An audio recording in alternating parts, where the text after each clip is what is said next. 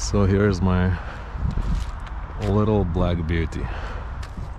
Would you just look at the profile of the car? I mean, the window is so small. I mean, it's ridiculously small. It's even funny how small it is. So yeah, so this is the Toyota MR2 or Toyota MRS or Toyota Spyder. There are a few names on it. Here she goes. I mean, it maneuvers as a go-kart. I'm in love with this Toyota MR2. It is equipped with a LSD limited slip diff. Even though the car is very light, it lacks power. It lacks power.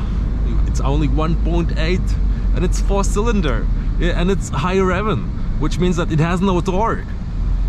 And it's true, it has no torque, but it doesn't need it. It's such a small car. It's such a low weight car. This car weighs only about a ton or 2.2 thousand pounds. This is why it maneuvers like crazy. That's the reason. That's the purity. That's the goal. That's the joy. When people enter this car or just sit besides me, they are instantly surprised at the seating position because it's so incredibly low. There are some low cars, like lowriders, I mean some slammed cars, but this is incredibly low. This is a go-kart, enlarged version of a go-kart. So that's why it's so complicated to get in or out of the car. And I will just demonstrate for you. So I just take my legs off and then I just do this. So it's basically one leg. What's that exercise called? It's called squat. One leg squat, right? I'll just do this like this. Otherwise it's hard. Or I just get my both legs in and then I'm in. I mean, the steering position, the steering column has only one-way adjustability. So here it is. And for my height, I'm 185 or 6 feet. This is the thing. I mean, if I need to, I mean, look, I can steer actually this steering wheel on my legs. Yeah. Now, the sound of the car is very low as well. The engine sound is extremely silent. And yeah, it's stock, but it's extremely silent. When the engine is running, I can barely understand if I'm like 5 meters, let's say 15 feet from the car. I can barely understand whether it's on or not, the engine. So why did I buy this car? These reasons are not listed from A to Z. I'll just mention one by one. So the first one is the lightness of the car, the low weight of the car. It's a featherweight. It's a go-kart. It stands at 1,050 kilos. So it's approximately 2.2 thousand pounds, which is extremely light for a car. Yeah, that's the one reason. The second reason, it's a go-kart, so it has to have the engine in the back, and it does. The engine it's just that way, right? The third reason, it's a convertible. It's crazy good. I've never had a convertible, and this is the first convertible in my career, and it's awesome. I love it. It has a hardtop, by the way, which is also lovely.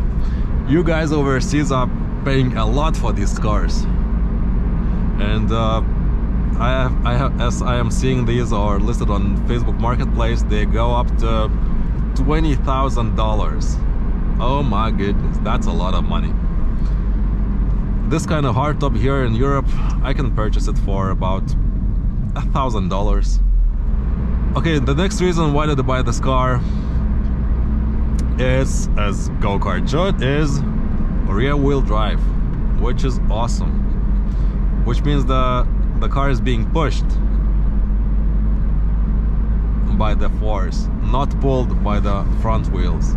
Since it's a go-kart, it has the something like 60-40 or even 70-30 or maybe 65-35 the weight ratio. So 65 is in the back percent of the weight, and then there is just slight amount of weight in the front, which is something like 30-35%, which means that it has the maneuverability of a go-kart. It has the very direct feeling of the steering column, of the steering wheel. It's crazy.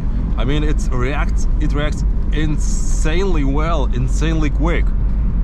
It's like I'm connected to the wheels.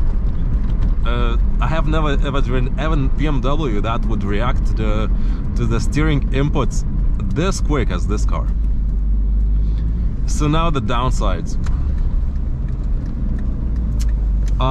of this particular car.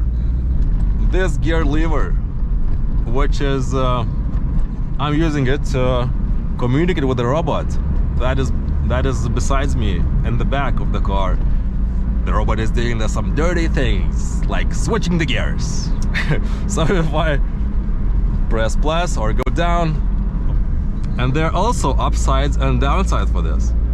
The good thing is that it's awesome sometimes just to shift the wheel using the buttons that are strangely positioned. Yeah, so the SMT is nice when it downshifts. I mean, it downshifts really good and really quick. But the way it upshifts, it's not for everyone's taste. And there's the other reason why did I buy this particular car. So there is a way to remove that robot. That thing that really downshifts very well, but upshifts very slowly. So there's a way to remove it, and just to make it ordinary manual car. And I'm going to do this. Why did I buy this particular car equipped with the SMT transmission? Was that I had a back injury. I had a slip disc in my lower back, and I was not able to use the left leg for the pressing the clutch. I was unable to do that. I wanted this car.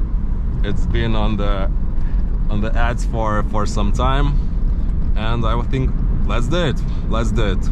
I'll definitely say that this is probably the closest that we can get to the go-kart in a traffic. The other car I would say, which is close enough, that would be, excluding K cars, okay? That would be like Lotus Esprit, Elise. Wow, yes, the Lotus Elise. So, and Toyota MR2, these are the ultimate go-karts.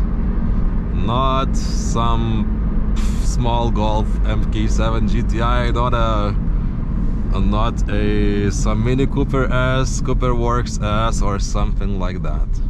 Guys, thank you so much for spending some your very valuable time with me. I am more than happy that you did it. Thank you so much.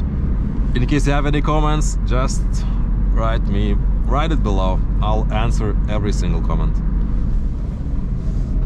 I'm not the best driver, but I can honestly have a lot of fun in this car. It's crazy good. I'm in love with this car. Oh, wait a minute. I'll show you how silent the engine is.